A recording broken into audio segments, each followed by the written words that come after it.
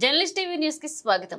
విద్యుత్ సమస్య వచ్చినప్పుడు అధికారులు అందుబాటులోనే లేరని రాష్ట్రంలో కొన్ని చోట్ల వింటున్నట్లు, వీటికి శాశ్వత పరిష్కారం చూపేందుకు గ్రామ సభలు నిర్వహించాలని నిర్ణయించినట్లుగా రాష్ట్ర ఉప ముఖ్యమంత్రి, ఆర్థిక, ఇంధన శాఖల మంత్రి బట్టి విక్రమార్క మల్లు అన్నారు. ఆదివారం ఉప ముఖ్యమంత్రి ఖమ్మం జిల్లా బోర్నకల్ మండలంలో పలు అభివృద్ధి కార్యక్రమాల్లో పాల్గొని అనంతరం మీడియాతో మాట్లాడారు. ఈ రాష్ట్రంలో ఎవరికి ఏ ప్రాంతంలోనైనా విద్యుత్ సమస్య ఎదురైనప్పుడు 1912 నెంబర్కు ఉచితంగా ఫోన్ చేయొచ్చని తెలిపారు. కాల్ సెంటర్కు ఫిర్యాదు అందిన వెంటనే విద్యుత్ అధికారులు స్పందించి సమస్యను పరిష్కరిస్తారని తెలిపారు. ఫిర్యాదులు అన్ని ఆన్లైన్లో రికార్డ్ అయి ఉంటాయన్నారు. ఎవరికైనా ఆరోగ్య సమస్య వచ్చినప్పుడు 108 అంబులెన్స్కు ఏ విధంగా అయితే ఫోన్ చేస్తారో, విద్యుత్ సమస్య వచ్చినప్పుడు 1912 ఫోన్ చేయాలని డిప్యూటీ సీఎం కోరారు. విద్యుత్ రంగ పరిస్థితిపై ప్రభుత్వం ఏర్పడగానే అసెంబ్లీలో వాస్తవ పరిస్థితులను శ్వేతాపత్రం ద్వారా చర్చకు పెట్టామన్నారు. సభలోని సభ్యులంతా విద్యుత్ అంశంపై మాట్లాడారన్నారు. గత ప్రభుత్వ విద్యుత్ శాఖ మంత్రి కోరిన వెంటనే సభానాయకుడు సీఎం రేవంత్ రెడ్డి పారదర్శకత ఉండేందుకు న్యాయ విచారణకు ఆదేశించినట్లుగా ప్రకటించారన్నారు. ఇక ఈ విషయాలన్నీ అసెంబ్లీలో రికార్డ్ అయి ఉన్నాయి, ఎవరికైనా వెళ్లి చూసుకోవచ్చంటూ ఆయన తెలిపారు. ఇక న్యాయ విచారణ జరగాలని నాటి విద్యుత్ శాఖ మంత్రి కోరగా ఆ పార్టీ నేతలే కక్ష సాధింపు ధోరణి అంటున్నారన్నారు. విచారణకు ఆదేశించడం వరకే ప్రభుత్వం పని, ఆ తర్వాత విచారణకు ప్రభుత్వానికి ఎలాంటి సంబంధం ఉండదని ఉప ముఖ్యమంత్రి తెలిపారు. ధరణి సమస్యలపై నిర్ణయం తీసుకుంటామని గతంలోనే చెప్పినట్లుగా దానిపై కమిటీ కూడా వేశామని, ఆ కమిటీ రాష్ట్ర వ్యాప్తంగా అందరి అభిప్రాయాలు తెలుసుకున్న తర్వాత అందరి అభిప్రాయాలను ప్రజల ముందు పెడతామని డిప్యూటీ సీఎం అన్నారు. దీనికి సంబంధించి సంపూర్ణంగా పారదర్శకంగా ఉండేలా, ప్రజలకు జవాబుదారీగా ఉండేలాగా రెవెన్యూ వ్యవస్థను ప్రక్షాళన చేస్తామన్నారు. గ్రామ సభలు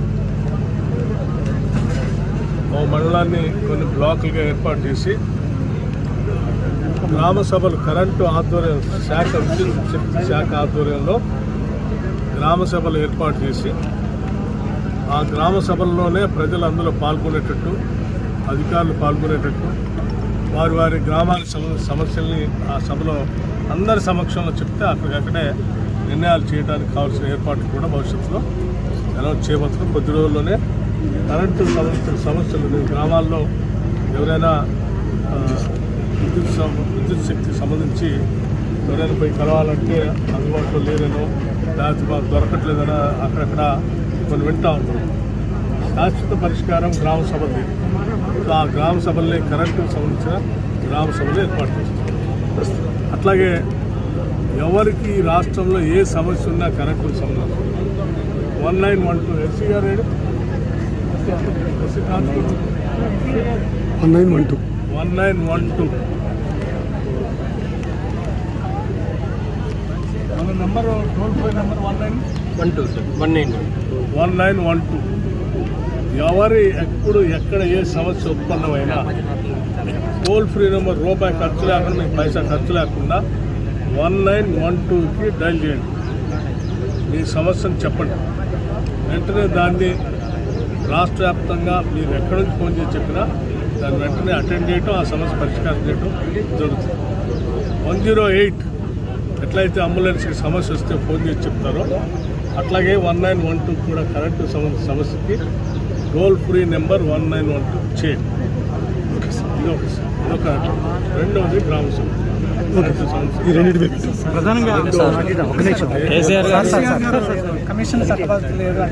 దానికి రాను ఆయన అసలు అర్హుడే కాదని అంటున్నారు. కేసీఆర్ గారిని కమిషన్ వేసేసి దాన్ని విచారణకు రమ్మంటే నేను అసలు విచారణకి అనర్హుడు ఆయన విచారణ చేయడానికి కమిషనరు. ఆయన అసలు నేను ఆయన గుర్తించలేదని ఈరోజు 20 పేజీలు లేఖ రాసి వచ్చింది కదా. కమిషనర్ ఆఫ్ ఎంక్వైరీస్ చట్టబద్ధంగా ఇచ్చినటువంటి జ్యుడిషియల్ ఎంక్వైరీ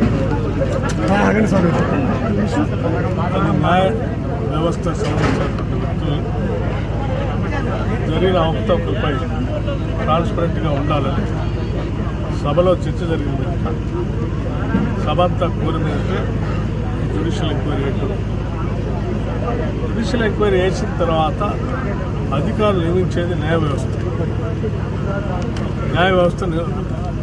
సో వాళ్ళు కేసీఆర్ గారు జ్యుడిషియల్ ఎంక్వైరీకి సంబంధించి అధికారిపైనో లేకపోతే వ్యవస్థ మీద నమ్మకం లేదంటే వారికి న్యాయ వ్యవస్థ మీద నమ్మకం లేదంటే భావించాలి. న్యాయ వ్యవస్థ మీద నమ్మకం లేదంటే చెప్పండి, ఈ దేశంలో న్యాయ వ్యవస్థలు వద్దు, న్యాయస్థానాలు వద్దు, నేను చెప్పిందే రాజ్యం, నేను చేసిందే శాస్త్రం అని ఒక రాజరిక వ్యవస్థ తెచ్చుకుందామని నేను చెప్తా అంటే చెప్పు అక్క. ఇది జ్యుడిషియల్ ఎంక్వైరీ కాబట్టి ఆ ఎంక్వైరీలో ఏం జరుగుతుందనేది ఆ న్యాయస్థానాల పరిమితి లోబడి వాళ్ళు చేస్తారు కాబట్టి రాజకీయంగా మేము ఎవరు కూడా దాంట్లో ప్రభుత్వ పాలనా పరంగా కానీ రాజకీయంగా కానీ దాని లోతుల్లోకి పోయి వెళ్ళదలుచుకోవడం మాకు సంబంధం కూడా లేదు. రాజకీయ కక్షలో భాగంగా సంబంధం కూడా లేదు.